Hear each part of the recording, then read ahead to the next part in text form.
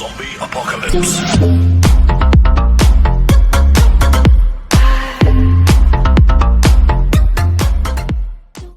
तो मैं हूं पंकज कुमार और आप देख रहे हैं आपका अपना YouTube चैनल हेलो बच्चों। तो चलिए आज हम लोग स्टार्ट करेंगे अरिथमेटिक प्रोग्रेशन एक्सरसाइज 5.2 का क्वेश्चन नंबर 17 से जो ये पार्ट है।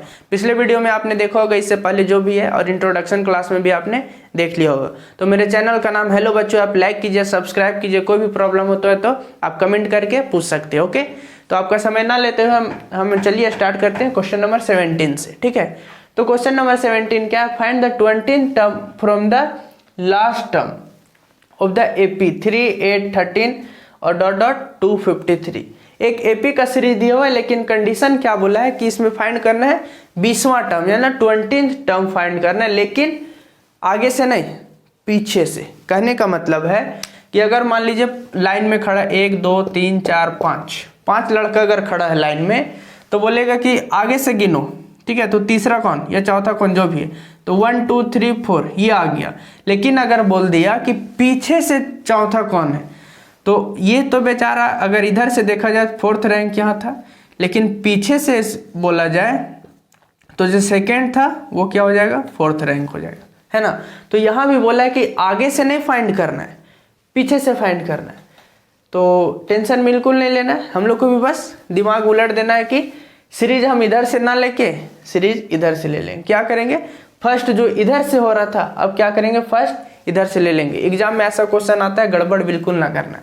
ठीक है, तो फ्रॉम द लास्ट से बोला है ना, लास्ट टर्म से, तो ए जो हमारा हो जाएगा 253 हो जाएगा। क्यों 253 होगा? क्योंकि हम पहला टर्म इसको मान रहे हैं। ठीक है, तो अब हमने उल्टा चलना है। तो अब डी जो फाइंड करेगा, मेन काम है डी फाइंड करने में। अभी अब डी क्या फाइंड करते कि 8 - 3 लिखते। ठीक है, A2 - A1 डी होता है, लेकिन ये कब होता है? जब हम लोग एपी का सीरीज इधर से काउंट करेंगे तब। लेकिन हम लोग जब एपी का सीरीज इधर से काउंट कर रहे हैं, तो पहला टर्म ये हुआ, दूसरा टर्म हमारा ये हो गया। ठीक है, मतलब कि हो गया 3 - 8 मिलके -5। ठीक है, डी का वैल्यू, मेन काम रोल है डी का वैल्यू पे, नहीं तो आपका माइनस का जगह प्लस हो जाएगा, सारा खेल गड़बड़ हो जाएगा।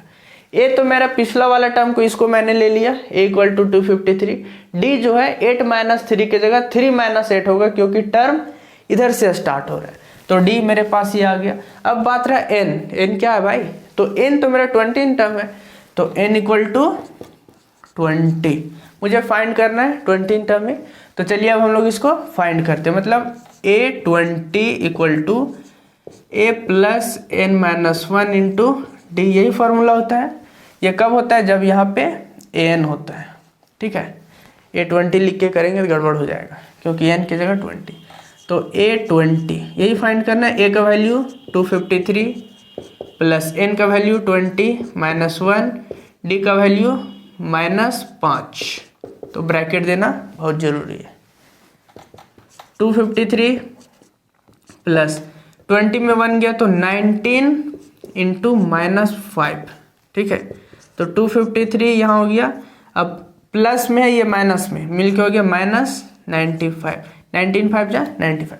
अब चलिए इसको सब्ट्रैक्ट करते हैं। ठीक है, तो 13 में 5 गया तो बचा 8, यहाँ 4 में 9 तो नहीं जाएगा, 14 में 9 गया तो कितना बच गया? 5, और यहाँ ये तो इसको दे दिया, तो यहाँ बच गया 1। मतलब ये 20वां टर्म, इधर से 20वां टर्म निकालते तो कुछ और आता, लेकिन इधर से जब हम 20वां टर्म निकालें तो कितना आ गया हमारा आंसर? 158। मतलब क्वेश्चन नंबर 17 जो है, इसका आंसर हो गया 158। क्या बोला था? Find the 20th term from the last term of the AP. 20 term निकालना था, लेकिन लास्ट टर्म से। मेन रोल क्वेश्चन का यही था, गड़बड़ाना बिल्कुल नहीं एग्जाम में, कि ऐसा देखे फटाफट A मारे 3, D मारे ये 5 और बना दिए, आ गया आंसर गलत। तो उसको ध्यान में रखते हुए आप इसको इस तरह से बनाइए, नोट डाउन कीजिए या स्क्रीनशॉट ले लीजिए। हम लोग आते हैं क्वेश्चन नंबर 18 में।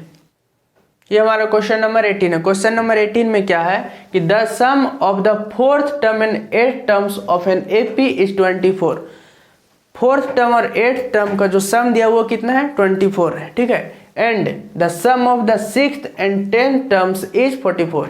6th और 10th टर्म का जो सम है वो कितना है? 44 है। तो हमें फाइंड करना, find the first 3 terms of the AP. First 3 terms क्या करने, एपी के फाइंड करने। तो अकॉर्डिंग टू क्वेश्चन जो बोला है, चलिए हम लोग करते हैं।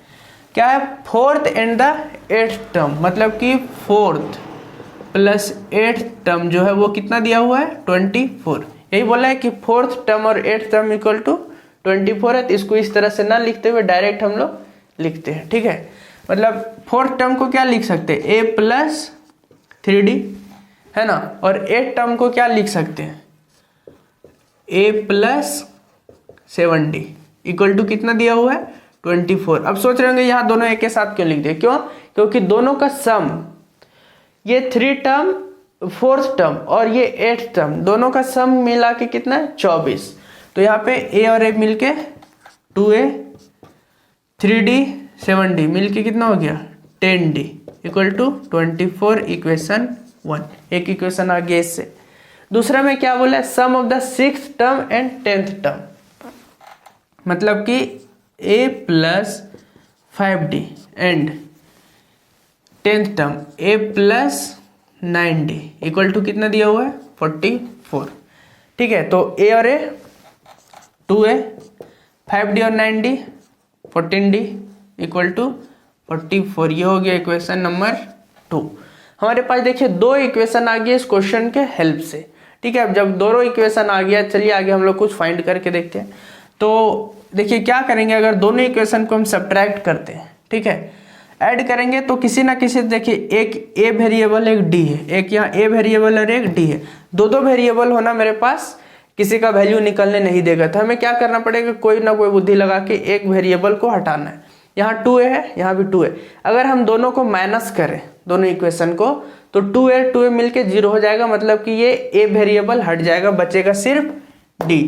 d क्यों नहीं हटेगा, क्योंकि यहाँ अगर d सेम होता और a डिफरेंट होता तो d हट जाता, लेकिन यहाँ पे सेम नहीं होने की वजह से a हट जाएगा, d रह जाएगा। तो यहाँ लिख सकते हैं on subtracting equation 1 and 2। Equation 1 और 2 को सब्ट्रैक्ट करते हैं। 2a plus 10d equal to 24, यहाँ 2a plus 14d equal to 44। Minus करे में साइन चेंज हो जाता है, ये चीज़ पता है आप लोग को कि जब माइनस करते हैं तो जो भी साइन होता है यहाँ पे चेंज हो जाता है। यहाँ प्लस था तो माइनस, प्लस तो माइनस, प्लस है तो माइनस। 2a और 2a कट गया, बच्चा यहाँ कितना, -14 में 10 गया तो -4d, -44 यहाँ 24 4 0 4 2 2 माइनस में, ठीक है। माइनस और माइनस कट गया, 4 5 जा, ठीक है। तो d इक्वल टू मेरे पास कितना आ गया, 5। अब d का वैल्यू मिल गया है, अब हमें क्या फाइंड करना है, a फाइंड करना है, तभी ना आगे 3 टर्म हम फाइंड कर पाएंगे। तो जब d का वैल्यू मिल गया तो a फाइंड करने के लिए क्या करें, इसमें पुट कर नहीं सकते क्योंकि ये तो अभी बड़ा लेंदी है। तो या तो इक्वेशन 1 या तो इक्वेशन 2 किसी एक में हम d का वैल्यू पुट करेंगे, तो जिससे a का वैल्यू मेरे पास निकलेगा। तो चलिए मान लीजिए कि इक्वेशन 2 में पुट कर देते हैं, आपका मर्जी 1 में भी पुट कर सकते हैं। तो इक्वेशन 2 क्या है, 2a प्लस 14, d का वैल्यू कितना आया है 5, इक्वल टू कितना हो जाएगा 44, ठीक है।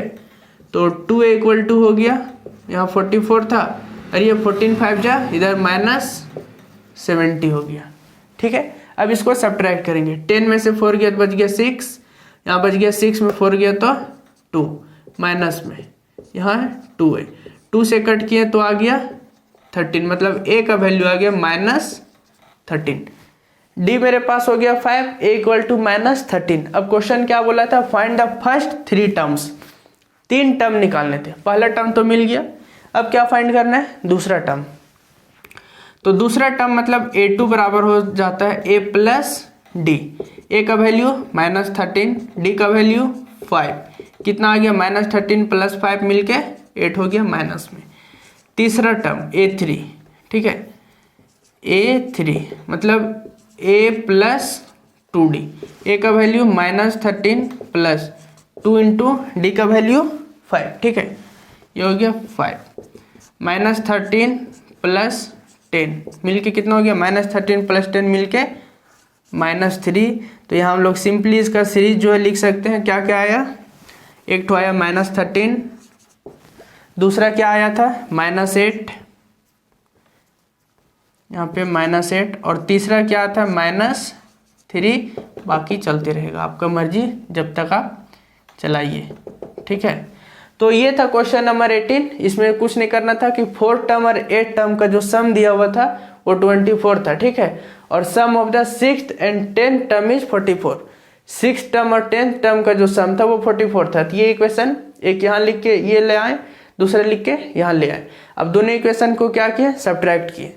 जब दोनों इक्वेशन को सब्ट्रैक्ट किया तो d कितना आ गया मेरे पास, 5 आ गया। जब d का वैल्यू मेरे पास 5 आ गया तो d का वैल्यू किसी एक इक्वेशन में पुट कर दिए। तो जब किसी एक में भी पुट किया, मान लीजिए एक लाइन लिख सकते हैं, on putting the value of equation on putting the value of d in equation 1 या 2 आप लिख सकते हैं। मेरे पास जगह नहीं था इसलिए मैंने नहीं लिखा, ठीक है, आप लिख सकते हैं। तो यहाँ से एक वैल्यू निकल के आए, a का वैल्यू -13 आ गया, मतलब फर्स्ट टर्म मेरे पास आ गया, d भी मेरे पास आ गया। अब क्या था, a2 निकालना। a2 कब हो जाता है, a प्लस d, इससे मिल गया -8। a3 निकालना था, a3 हो गया -3।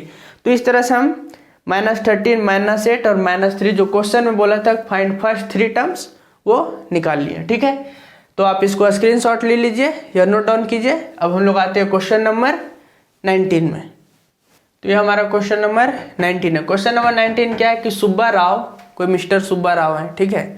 तो वो स्टार्टेड करते हैं work in 1995 at an annual salary of 5000, ठीक है। क्या था वो, अभी का बात नहीं है, 2022 का बात नहीं है, वो बात है 1995, ठीक है। अभी से बहुत साल हो गया, लगभग 27 साल 28 साल ऐसे ही कुछ जाएगा। उस वक्त ये काम कर रहे हैं, अपना जॉब कर रहे हैं, उसमें कितना सैलरी इनको मिल रहा है, 5000 मिल रहा है। और क्या बोला हुआ है कि and received an increment of ₹200 each year, हर साल आपके सैलरी में 200 रुपीज बढ़ा दिया जाएगा, ठीक है। In which year did his income reach ₹7000। तो क्वेश्चन ये बोल रहा है कि ये मिस्टर सुब्बा राव का जो सैलरी है कौन से ईयर में जाके, मतलब कितने साल बाद इनका जो सैलरी है वो 7000 रुपीज हो जाएगा, ठीक है। अभी पढ़िएगा, जॉब कीजिएगा, कहीं ना कहीं काम कीजिएगा तो आपका भी कुछ सैलरी मिलेगा, ठीक है। एक्सपेक्टेड सैलरी क्या है आप कमेंट करके बता सकते हैं कि आप क्या करना चाहते हैं और आपकी सैलरी क्या होनी चाहिए, ठीक है। तो वो तो चलिए ठीक बात है, लेकिन अभी यहाँ पे क्या है कि उसका जो सुब्बा राव का सैलरी स्टार्टेड जो है 5000 है। तो ये मुझे एपी का ही है, लेकिन बस क्वेश्चन देख के डर नहीं जाना कि एपी का है या नहीं। ऐसा लगने लगता है कि ये एपी का सीरीज से बाहर है, लेकिन वैसा कुछ नहीं है, ठीक है। तो पहला इसका सैलरी इनका क्या मिल रहा है 5000, मतलब A इक्वल टू हो गया मेरे पास 5000, ठीक। जो बढ़ रहा है हर साल, कितना बढ़ रहा है, 200 रुपया हर साल बढ़ रहा है। पहला साल 5000, उसके बाद 5200, 5400, 5600, 5800, 5010 मतलब 6000, इस तरह से बढ़ रहा है। तो डी जो बढ़ते रह रहा है वो हो गया डी 200, कितना बढ़ रहा है 200, ठीक है। और लास्ट कहाँ पहुंच रहा है 7000 पे, मतलब ए एन जो है लास्ट टर्म वो हो गया 7000। हमें क्या फाइंड करना है, एन कितने साल बाद इनका सैलरी जो है 7000 हो जाएगा, ठीक है। तो यही क्वेश्चन था और कुछ नहीं, बस सिंपली क्या करना है एन फाइंड करना है। तो एन फाइंड करने में एन दिया हुआ रहेगा, एन मेरा फंसेगा जो कि निकल जाएगा, ठीक है। तो यहाँ पे एन इक्वल टू होता है A plus N minus 1 into D, ठीक है। एन का वैल्यू 7000, ए का वैल्यू 5000 प्लस एन माइनस 1 है, डी का वैल्यू 200 है, ठीक है। और मेरे चैनल का नाम हेलो बच्चों है, उन्हें लाइक कीजिए, सब्सक्राइब कीजिए, कोई भी प्रॉब्लम होता है कमेंट करके पूछिए, ज़्यादा से ज़्यादा शेयर कीजिए, अपने दोस्त अपने रिलेटिव सभी को शेयर कीजिए और उन्हें भी पढ़ने का मौका दीजिए। और चलिए हम लोग इसको सॉल्व करते हैं ताकि इनका भी बेचारा का इंतज़ार होगा कि 7000 कब होगा वो पता चले। तो चलिए बता देते हैं।